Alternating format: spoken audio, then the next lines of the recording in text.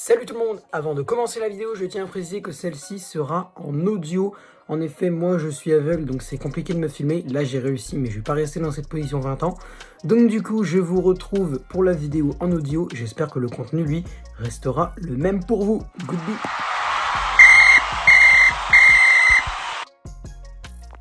Yo tout le monde, c'est le football à l'aveugle. On se retrouve aujourd'hui du coup pour le débrief de ce match France-Allemagne qui vient tout juste de se terminer. Tout d'abord, je voulais m'excuser pour le live du coup que j'ai pas fait. J'ai fait une mi-temps quand même du live, mais j'ai pas fait la suite parce que avec les problèmes d'ordi, je sais même pas d'où ça vient. Ça dure depuis 1 an au moins. Je sais pas d'où ça vient, ça me saoule. Donc voilà, j'en avais marre. Du coup là, j'ai allé regarder le match en bas avec la famille. C'était cool. Voilà, donc on se retrouve peut-être demain pour le match Finlande-Russie à 15h. On va voir si on le fait, je vais voir si mon ordi fonctionne ou pas. Sinon je vais voir si je le fais, normalement oui, mais je sais pas. Bref, pour le moment, le sujet principal de cette vidéo, c'est France-Allemagne, première journée des phases de poule qui vient d'ailleurs de se terminer avec ce France-Allemagne.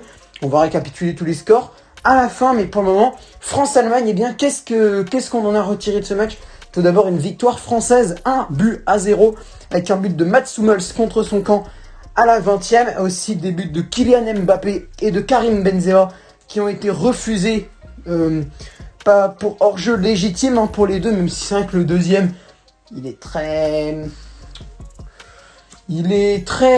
limite. Il y a hors-jeu, mais c'est vraiment de très peu pour KB9, donc vraiment pas de chance pour lui. Mais moi je compte quand même un but, enfin je compte pas de but, parce que sinon ça ferait 2-0. Mais je compte qu'il l'a marqué, qu'il l'a mis au fond, même si c'est pas compté officiellement. Il a quand même réussi à mettre un ballon au fond d'un but. Voilà, donc pour moi, c'est-à-dire qu'il peut le refaire. S'il l'a fait, il peut le refaire. Prochain rendez-vous samedi 19 à 15h face à la Hongrie à Budapest. Quoi penser de ce match? Bah franchement, c'était pas un match facile hein, pour les Français. Avec un arbitre, franchement l'arbitre, je connais pas son nom, mais je suis vraiment très déçu de cet arbitre. Pourquoi? Parce qu'il y a eu trois fautes qui auraient dû être sifflées par l'arbitre et qui ne l'ont pas été.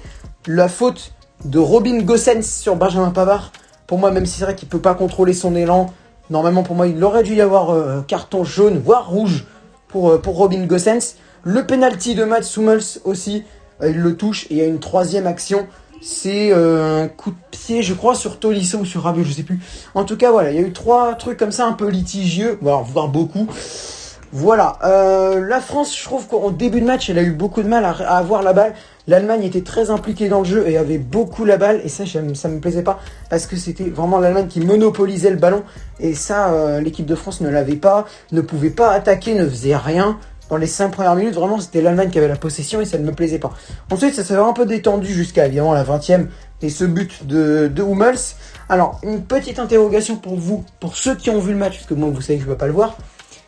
Est-ce que pour vous, imaginons que Hummels ne soit pas absolument pas là, est-ce que si Hernandez avait bien repris, je crois que c'est un centre ou un corner, je crois que c'est un centre.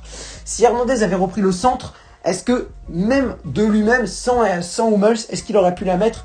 Ou est-ce que il fallait que Hummels soit là pour que ça marche? Parce que sinon ça faisait pas de but. Donc répondez-moi dans les commentaires. Est-ce que vous, à votre avis, même si Hummels n'était pas là, Hernandez aurait marqué? C'est la petite question que je me pose comme ça. En tout cas, la France s'impose 1-0 et récupère 3 points précieux. On est deuxième. C'est une place que je répète, il ne faut absolument pas garder parce que j'ai vu contre qui on tombe. Le premier du groupe D. Et le premier du groupe D, c'est vraisemblablement, si tout se passe bien, les Anglais. Bon, là, c'est la République tchèque, mais normalement, c'est les Anglais. Et moi, personnellement, de ce que j'ai vu, je suis pas sûr qu'on ait qu'on ait le niveau de jeu pour faire un Angleterre-France maintenant tout de suite dès les 8e. Évidemment, il va falloir les avoir. Si on tombe contre eux, il va falloir les affronter. Mais si on pouvait éviter de le faire dès les 8e, ça pourrait être franchement intéressant. Là, le Portugal a quand même assuré face à la Hongrie 3-0. On va rappeler justement les scores. Mais avant, du coup, l'homme du match pour moi de la France, je dirais Paul Pogba, qui a été encore une fois très impliqué, que ce soit défensivement ou offensivement. Je note aussi Kylian Mbappé, qui malgré tout a fait un retour défensif. Et oui, il a fait un retour défensif, Mbappé. Et ça, je trouve ça très cool. Qu'il s'implique aussi un petit peu défensivement. Et aussi, le but, c'est sur son premier but hors jeu, le but d'Mbappé, il me semble que c'est ça. Ou sur, je crois que c'est lors du... Je sais que la montée d'Mbappé, et après il y a une faute ou un but, je sais plus trop. Mais en tout cas, il y a une montée, il y a une prise de vitesse d'Mbappé qui est exceptionnelle. Voilà, Mbappé, je trouve qu'il a fait un bon match. Il a marqué un but hors jeu, donc pareil pour Benzema, hein, pareil que pour Benzema. Il l'a mis dedans, c'est-à-dire qu'il peut le refaire. Donc voilà, on va rien dire sur Mbappé, il a fait un bon match. Le match, le joueur le moins que j'ai le moins aimé, en vrai, au-delà Benzema. Franchement, Benzema, c'est vrai qu'il n'a pas été il a pas été très présent. Giroud, je sais pas s'il aurait fait mieux, mais en tout cas Benzema, on a eu du mal à le trouver.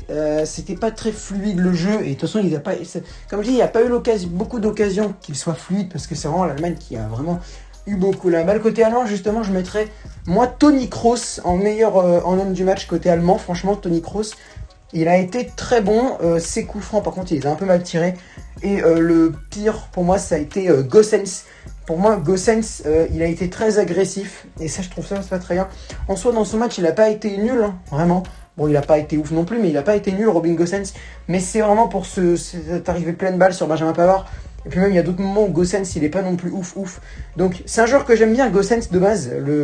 C'est un joueur de l'Atalanta. Je sais pas s'il est latéral droit ou gauche, je sais plus. Je crois qu'il est gauche. Je crois que c'est un latéral gauche. Mais voilà. Mais Gosens, sur ce match, je ne l'ai pas trop aimé. Et pourtant, c'est un joueur que j'aime bien. Côté de la Nationalmannschaft. On va récapituler les scores de cette première journée de l'Euro. Demain, on se retrouve à 15h pour Finlande-Russie, poule B. À 18h, il y aura Turquie-Pays de Galles, et 21h, Italie-Suisse. Porte de Turquie-Pays de Galles et Italie-Suisse, moi je les ferai pas. Mais comme je disais au début de la vidéo, Finlande-Russie, je le ferai normalement. Bref, donc du coup, on va commencer. Groupe A, l'Italie s'impose 3-0 contre la Turquie. Les Pays de Galles font un match nul, un but partout face à la Suisse. Dans la poule B, le Danemark perd 1-0 face à la Finlande, avec le fait de jeu que vous connaissez, le malaise de Christian Eriksen.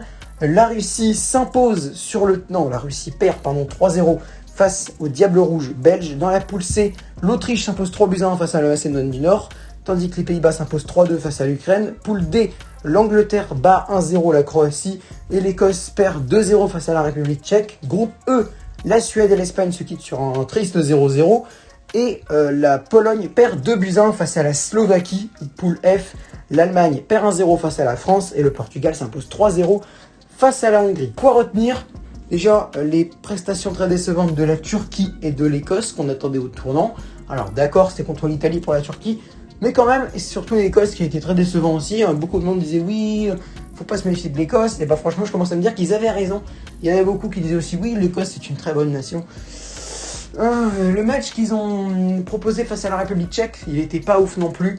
On a eu certains qui ont fait un bon match, mais ils étaient pas non plus ouf, les Écossais. La surprise, c'est la Slovaquie pour moi, qui est première de son groupe. L'Espagne, qui n'est pas première, qui a fait un match nul très triste face à la Suède, avec un Alvaro Morata des mauvais soirs. J'allais dire des grands soirs, mais non, des mauvais soirs. Voilà, la surprise. Et le but, Patrick Schick, évidemment, son lob de 50 mètres. Voilà, c'est pour récapituler cette première journée, et aussi principalement le match France-Allemagne. N'hésitez pas à me donner vos propres réactions dans les commentaires. Donc voilà, commentez, n'hésitez pas à partager aussi la vidéo sur Facebook, Twitter, Instagram, Snapchat, vous connaissez, en story Insta et Snap. N'hésitez pas à liker la vidéo si elle vous a plu, et à vous abonner. On est à 222. Est-ce qu'on peut monter à 225 avec cette vidéo, voire 230? À vous de jouer. Sur ce, c'était le football à l'aveugle. Merci d'avoir regardé cette vidéo. Encore désolé pour le live, j'avais besoin un petit peu de décompresser. Parce que c'est vrai que j'arrête pas d'enchaîner en ce moment les lives avec l'Euro. Sur ce, c'était le football à l'aveugle. Je vous dis au revoir.